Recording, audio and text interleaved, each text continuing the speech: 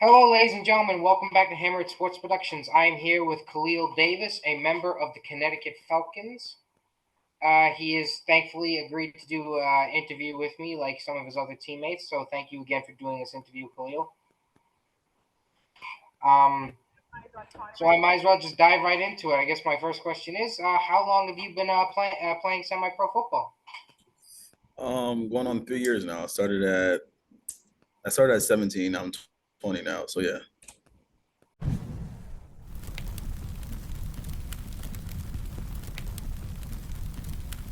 How many teams have you played for? Um,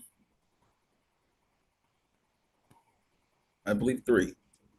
So, 3 years, three different teams. No. So it works. It goes spring and summer. So my first year I played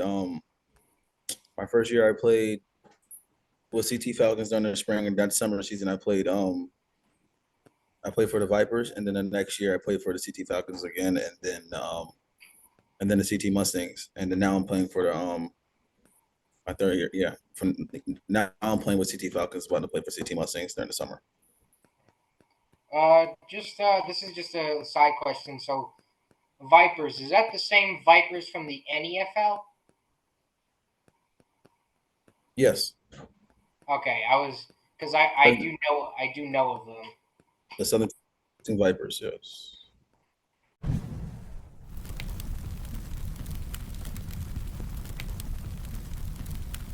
What got you into semi-pro ball, basically? Um, one of my I used to work at Walmart. One of my boys told me to come to tryouts with him. Unfortunately, he wasn't able to make it. I wanted to play with him with the Falcons, so I popped out to practice, and I popped out to practice. I was with like one of the youngest dudes on the field, and Ivan, great coach. He told me that I should join the team after I tried out, and I just ended up joining. And it's been like smooth sailing from there, and you can see yourself playing for a good amount of years, if Oh unless yeah, something else comes up. most definitely.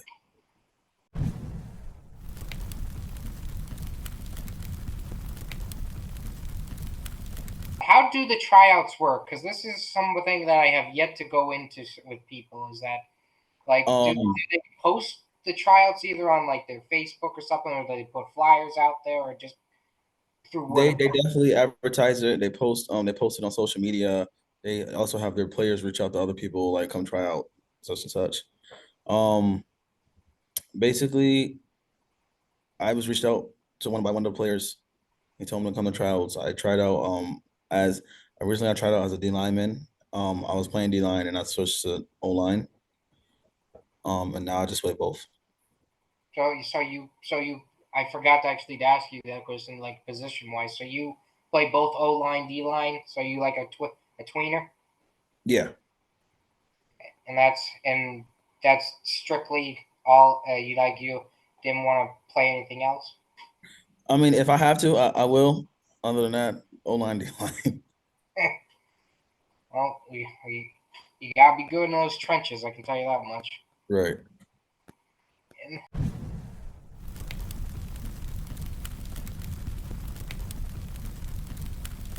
your football story, like what was it like playing in high school compared to now playing semi-pro ball? Like, what are the differences in terms of organization and personnel? Um, Honestly, playing semi-pro from high school is completely different. Like the organization is it's definitely higher than from what I went from. Unfortunately, my senior year in high school, which is 2021, I wasn't able to play because COVID had hit. So I came straight from high school to semi-pro, like a whole different mindset. The organization of semi-pro is completely different from high school, like just the way they go about things and traveling most definitely. Um, yeah, I mean, high school, well, personnel basically, it's a way lot like it depends on which team you are. There's way more people on your team than high school. My first year, our roster was about I think 60, 65 compared to high school. My high school roster was only like 35 people. Damn. So yeah. So a lot of guys can play varsity. It sounds like. Right. And my high school, we never had less than I think 70. Yeah, see. And wow, 30 something, man. So it's like, so yeah, you had just enough for a varsity and JV, and then probably there was no such thing as a freshman JV. No, there wasn't a freshman team. My junior year we only had like 5 seniors. The rest was all juniors. And where, like, how were you guys record wise? Just out of curiosity. Shit. My record. We weren't bad. I went to Wilbur. I transferred from Capital Prep in Hartford to Wilbur Cross in New Haven. Um, record wise, we weren't bad. We didn't make the playoffs. We weren't bad though. I think we went. Damn, I can't remember our record. I can't remember our record, but we weren't bad at all.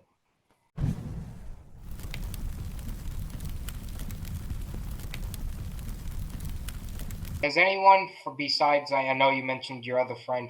Has anyone besides your friend joined you in playing semi-pro ball, either on the Falcons or on other teams? Yes, actually, I have 3 of my high school teammates on. They joined last year. So it's like, so is has your school somewhat become like a pipeline because they like obviously you guys talk to some of the other underclassmen, and then that underclassmen talk to the other underclassmen, so it's like you get the word out Um, about the Falcons. for sure, it definitely has become a pipeline. I don't really use it as much because like some of those kids don't really want to play, but like once they come try out, they're like, oh yeah, it's just like it's just like another level. So they end up trying out and making it. My 3 teammates, two of them out of the 3, they didn't really want to play at first until they actually practiced with us for a while, and it was like, bro, I'm gonna join the team. But hey, come join us.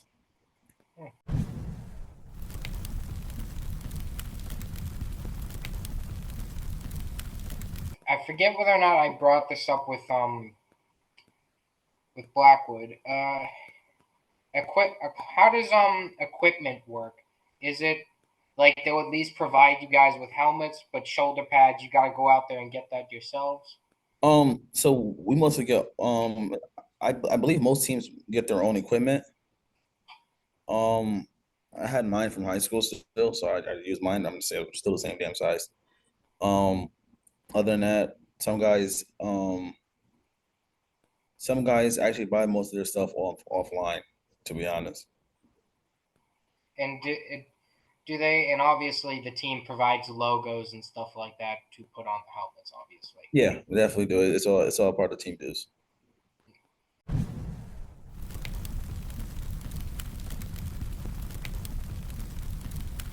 what is practice like? Do you guys usually have good numbers for that? Because I always ask this from all the team different when I start talking to guys with different team is, Hmm. do you guys kind of like struggle a little bit just because obviously it's semi-pro and guys have jobs and they got people to help, they need to pay the bills? We struggle sometimes, but it's definitely about communication and planning. Like for example, like we were struggling at first, but now we accommodated like the dudes our guys' schedules. Like we vote which days we can practice, which days we can't. Um, Practice is really like I say about 25 to 30 people at practice are normal numbers. It's sometimes like during the winter times, it's really hard to get guys to come out because our team base is not just based off of Connecticut. We got guys coming from Albany, upstate, Mass, and all types of places. So like sometimes it's hard for them to get out here. But our team definitely does make it do.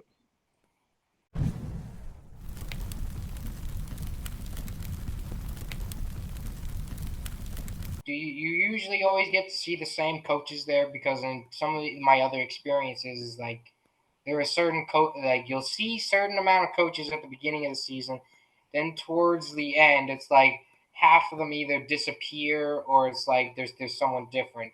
Has that ever like come into fruition in your case? For sure.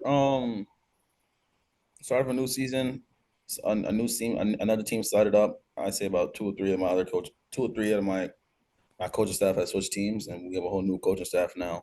Except for like two people. You just gotta adapt to it. To be honest, it's just like the NFL.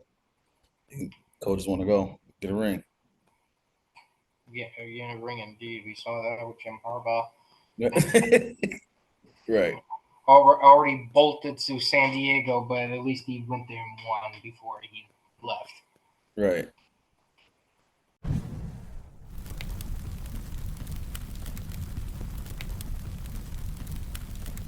How does communication work? That's I think what I'm trying to get is communication go through either Twitter or Snapchat, or you guys like just have combined your phone numbers together?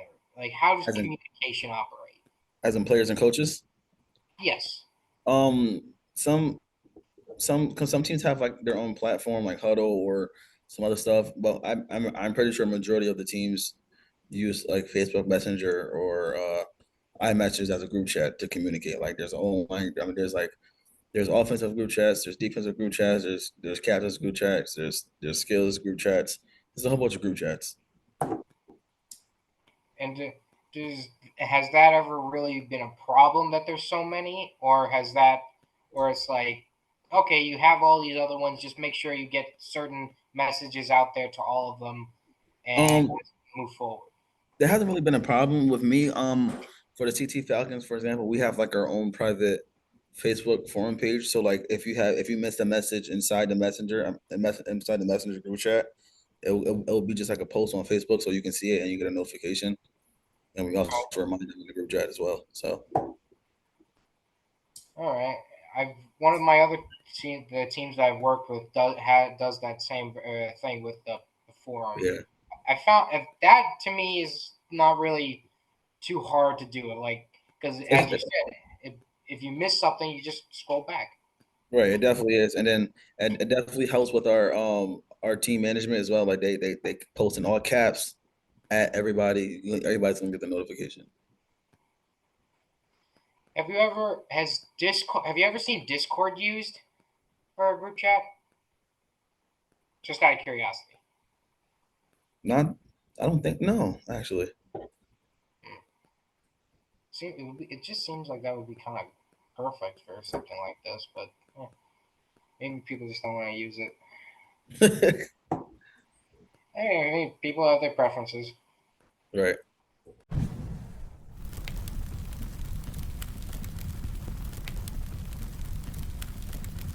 Do you know at all how either the front office or management handles how they get like the fields? How does that process go? Oh, basically our team management, they reach out to different fields we get different like price quotes and stuff like that.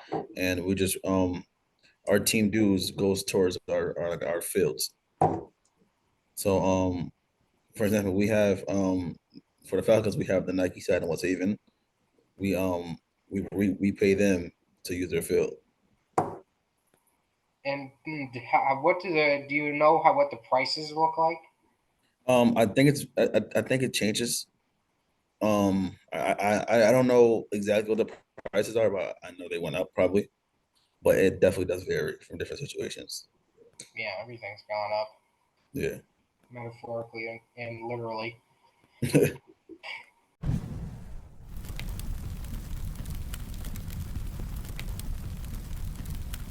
How does film study work?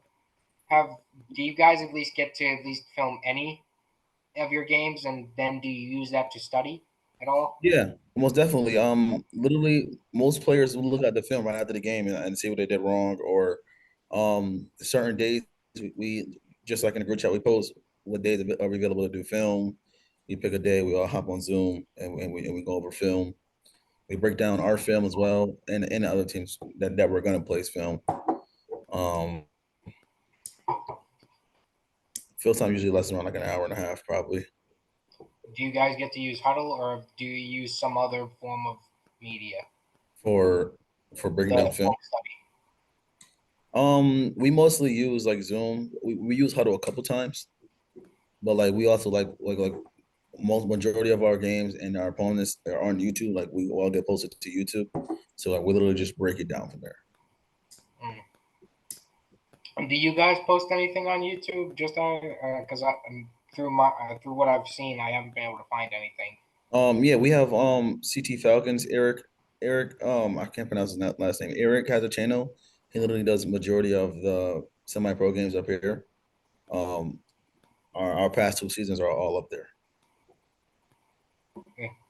Does does that posting to YouTube at all kind of make you think maybe we should make these private so the other teams can't watch it, or is there some kind of like an agreement in place with like the other teams where it's like we'll post our games if you post your games, and then we can at least look at each other's film?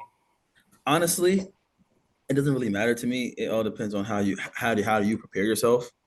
There is some teams that be like, I'm not posting my damn film. Like there's teams that they got no film, you can nowhere to be found. They won't share it, and we just go off their available film that we found before. But to me, I don't think it's a problem with us posting our film and people are going to stop us because it's kind of hard to stop us. Like we all play at a high level here. We're all mature. We're all men. We know how to play football. Hmm. It, well, at least you got confidence. That Yeah. if you got confidence, then I mean, then who cares? Because then if you worry, then that all you're doing is worrying yourself to death. Right.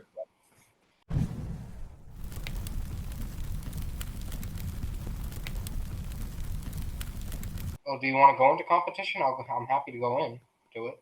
I mean, to me, competition is it's really nothing to me. Like most teams I play, they either suck or they same level as me. But certain teams like to stack their teams for no reason and still lose. What do you Um, mean by stack their teams? so certain teams like they go for all the best players in like the the town they're in or um wherever they're at. Like they like to get like a roster that's with all the big names in the semi-pro from that area or another area next to theirs, um, just to lose some time. But honestly, to me, I'd rather take 11 guys that have never played football before and they know each other than a stacked team win a game. To be honest, So you'd rather chemistry than talent. most definitely, I honestly I prefer that too because you can have all the talent in the world, but if one you don't have definitely chemistry, at two if all. you don't have teamwork, and three if you don't care about the coaching, then you ain't gonna win shit. Not a damn thing. So honestly, it is what it is. If you want to do that, lose, have fun. Yeah, I mean, and then it's just a wasted season, and then it's like, oh, why'd you? And then all the then what's the point of stacking? Because then the next year they're just all gonna leave and go to different teams. Right, and that team's nowhere to be found. And yep, and then they're gone.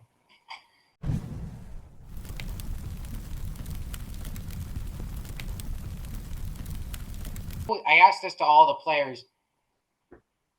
Do you think that there's a bit of a stigma towards semi-pro, that people see it as maybe this like I don't want to say underdog because that would imply the wrong thing. This like off to the side thing for like people that aren't good, maybe not good personally, and you probably shouldn't go to it because something could happen during the game. To me personally, yes, there's talented guys that have been in the NFL and in these leagues. There's people that went to colleges and played big colleges and come played with us. People do look at it. People look at us like we're like basically between high school and college. When, to be honest, we're not. Like there's guys incredibly and talented in this league, and it's hard to beat them. And people do look at us. To me, they look at us as the other underdogs.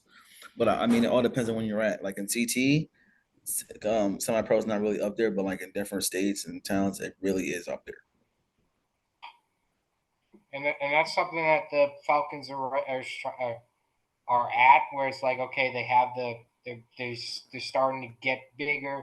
They're building Yeah, their community. They're building their reputation, and it's overall very healthy and positive. yeah. Well, at least trust me, you got if that is what it is, then you guys are definitely ahead of the game, and you have a very bright future Thank you, if you guys keep that going.